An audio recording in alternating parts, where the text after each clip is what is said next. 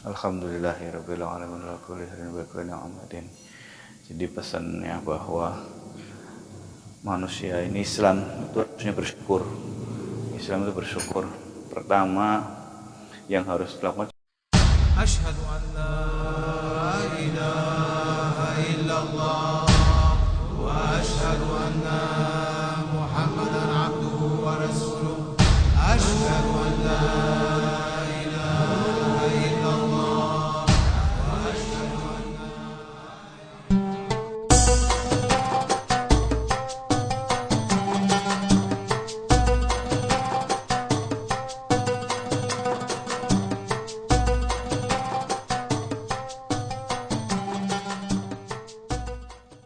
Sebelum tinggal di Sokaraja, Mbah Ilyas berdiam di gedung parok yang menjadi tempat kelahirannya, yaitu sebuah pedukuhan kecil di sebelah timur Desa Mersi, Purwokerto. Sejak awal 1880-an, Kiai Haji Muhammad Ilyas telah menjadi mursyid, guru toreko terkemuka yang amat disegani, bahkan sampai di luar Banyumas. Beliau adalah salah satu khalifah wilayah Jawa dari Syekh Sulaiman Zuhdi, guru Torekot Naqsyabandiyah Khalidiyah di Mekah yang berasal dari Turki. Awalnya, Mbah Ilyas menyebarkan ajarkan Torikoh dari langgarnya atau musolanya di Gedung Paruk. Namun sambutan luas masyarakat membuat pemerintah Belanda gerah, sehingga Mbah Ilyas ditahan pada tahun 1888 Masehi dengan tuduhan melawan pemerintah. Saat berada di penjara di dekat alun-alun Banyumas, pada malam harinya terlihat sinar terang keluar dari sel di mana Mbah Ilyas ditahan. Syekh Abu Bakar, penghulu Landrat Banyumas, kemudian datang ke penjara setelah mendapat laporan mengenai keanehan itu.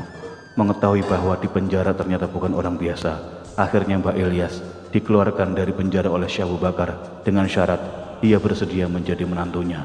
Makam Mbah Syekh Abu Bakar ada persis di depan makam Mbah Ilyas. wa sahibul karamah ji'naka zairin wa ala maqamika waqifin auda'naka syahadah alla ilaha illallah wa anna muhammadan abduhu wa rasuluh. Setelah bebas dari penjara, Mbah Ilyas kemudian berdakwah dan menetap di Sokaraja Lor serta meneruskan kegiatannya dalam mengembangkan ajaran torikohnya. Mbah Ilyas adalah putra Kyai Haji Raden Mas Ali Dipowongso yang kuburnya ada di Gedung Paruk. Kakeknya adalah Kanjeng Pangeran Haryo Diponegoro II, Raden Mas Muhammad Ngarib, putra pertama Pangeran Diponegoro Ontowiryo Sultan Abdul Hamid, sedang Pangeran Diponegoro adalah putra Sultan Hamengkubuwono III. Ketika tinggal di Mekah, Mbah Ilyas hidup prihatin. Ia selalu masak nasi sendiri dengan sengaja dicampur pasir olehnya. Sewaktu hendak makan, pasir itu satu persatu diambilnya dari sela-sela nasi yang ada di piringnya. Baru kemudian ia makan. Hal itu dilakukan untuk melatih kesabaran dan agar tidak rakus terhadap makanan. Ketika pulang dari Mekah, Mbah Ilyas tiba di Jawa bersama 3 orang teman seperguruannya. Salah satunya adalah Mbah Soleh Darat, Semarang. Namun yang diberi ijazah oleh Syekh Sulaiman Zuhdi, silsilah tarekat ke-32, untuk mengajarkan tarekat Naqsyabandiyah Khalidiyah hanyalah Mbah Ilyas dan 1 orang lagi. Menurut cerita Mbah Dul Jamil Putri, Mbah Ilyas sering kedatangan tamu dari Arab dan Maroko. Suatu ketika Mbah Dul Jamil Putri sedang memijat kaki Mbah Ilyas. Namun Mbah Ilyas tiba-tiba berbicara sendiri dalam bahasa Arab. Karena merasa takut, Mbah Dul Jamil Putri pun lari menjauh. Saat dipanggil Mbah Ilyas berkata sambil tertawa bahwa yang datang tadi adalah Malaikat Jibril.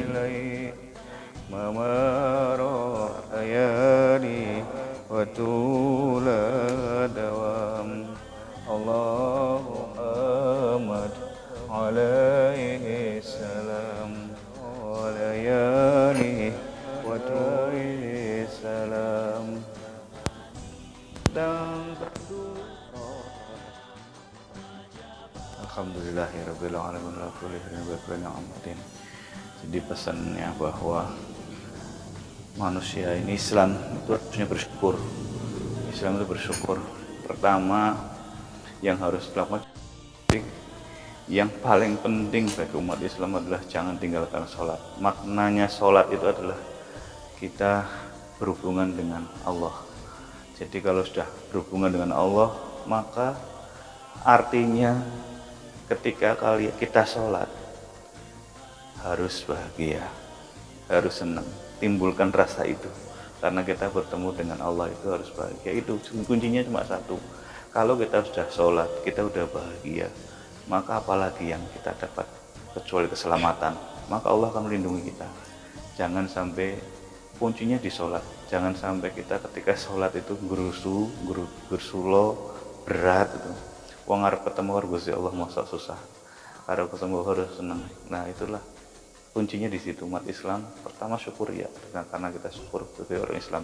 Tapi kuncinya amalan ini cuma satu, kata Mbak Ilyas.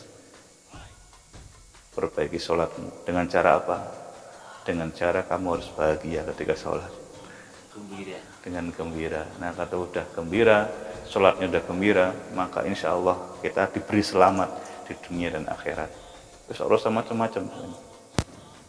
Sholat aja diperbaiki, insya Allah selamat. Nih Mbah Malik, sholawat.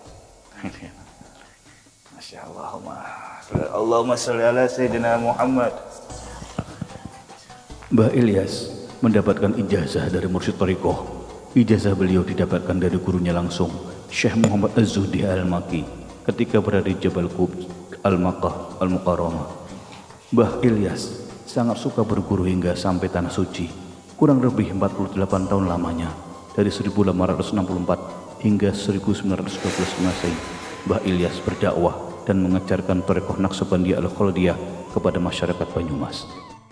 Bapak. Oh. Masya Allah. Iya, oke tak ini. Tak isi buku tamu sedikit.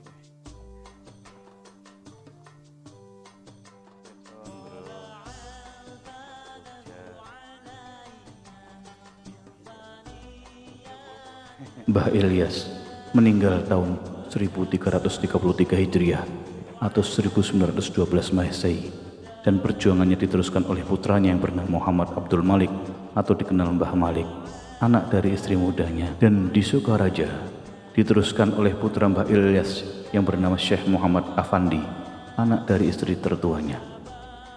Mbah Ilyas saat meninggal mempunyai usia kurang lebih 147 tahun, dan makbarohnya di Pondok Thariqah Sokaraja Lor di bawah pimpinan Kiai Afandi. Nah, mungkin rahasianya kenapa Mbak Malik itu hallnya itu kan Sayyidatina Fatih.